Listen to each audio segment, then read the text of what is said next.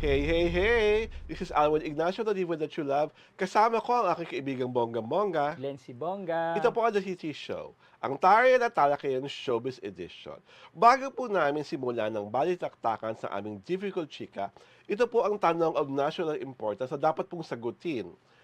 Kimberly Sue, Kim Chu, how to be you po? Correct. Long hair. Kasi naman, Super. girl, nakakaloka ka.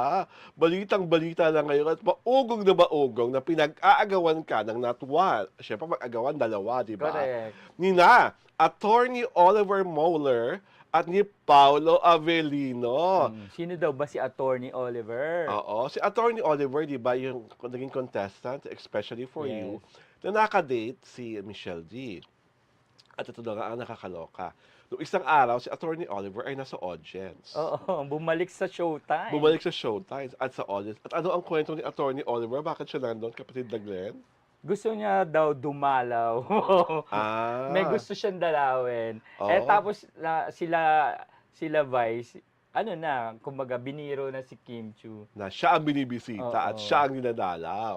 Lalo na kasi syempre pareho silang from Cebu, From di ba? Cebu. So, Oo. parang sa totoo lang, parang match made in heaven kung Oo tutuusin, nga. di ba? Pero ang balita ko rin is the reason why daw na narito si Oliver that time is because parang totoong mag-aartista na. Sabi niya, open naman daw siya. Oo, doon nito sa- yun nga, parang that day, the reason why he's just in Showtime is parang may meeting na ata. Oo, may ganun. May meeting na siya sa pamunaan ng ABS-CBN Oo, studio. correct. At maaring one of these days, malalaman na lang natin kung saang show siya ilalagay or kung talagang magkakaroon ng pagkakataon na sila ni Kim ay maging magkatambal. At eto na. Ano kaya sa tingin mo ang say Oo ni nga. Paolo Avellino sa development na ito? At ng mga fans ng Kim Pao, di ba? Oo, di ba? Ang tanong ko nga gustong sagutin ng Kim Pao, ang Kim Pao po ba ay pang telebisyon at pelikula lang? Pero ang Kim Oliver talaga ay ang pang totohanang buhay? Totohanan, oo. Ay! Kayo makakasagot yan, Kim Pao Correct. fan.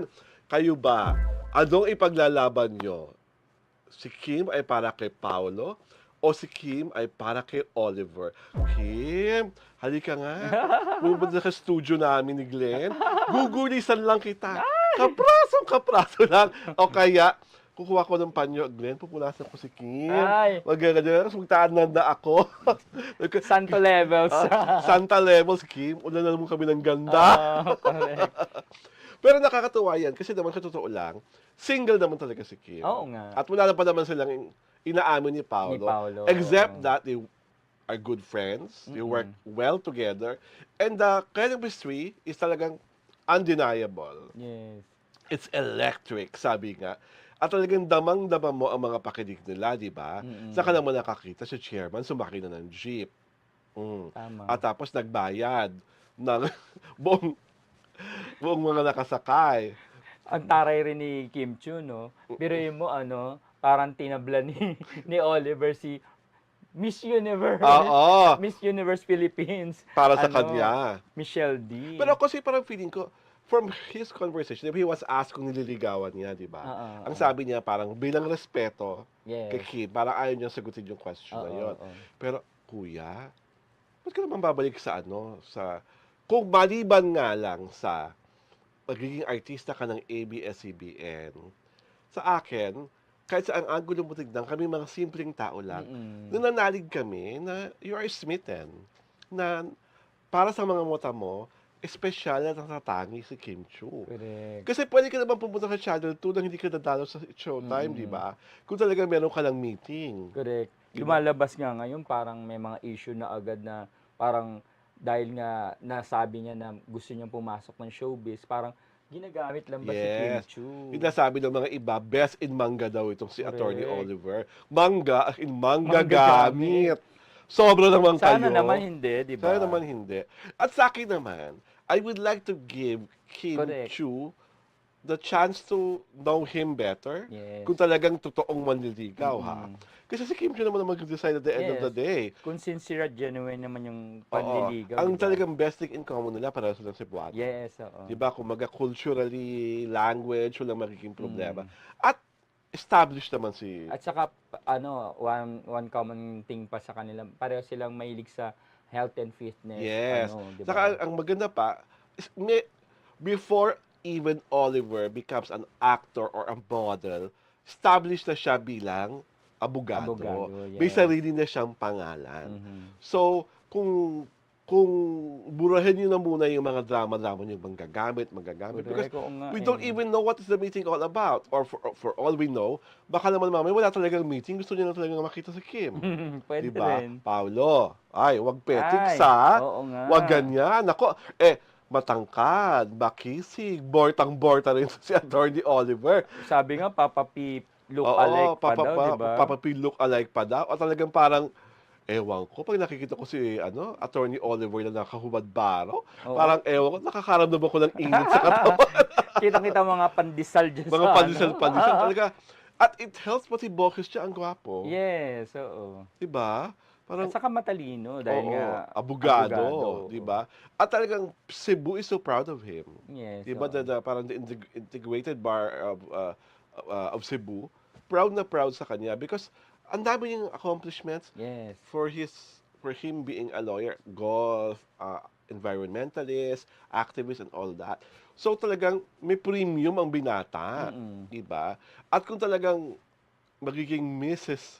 Kimberly Sue, Chu Moeller si Kim, talagang kung yun ang tadhana, yun ang mangyayari. Correct. At kung ang talagang pangyayari, talagang sila ni Paolo ay magkaibigan lang, talagang magkaibigan lang. At Yes. marami po namang mga artistang hindi nagkatuluyan, pero patok na Pero, patok. oo, yung tandem eh, Patok na patok. Like, correct. we can name Don Zulueta and Richard Gomez. Yes, oo. Or, for that matter, Vilma Santos and Christopher De Leon. Diba? Na hindi naman talaga naging mga magjowa Oo. in real life.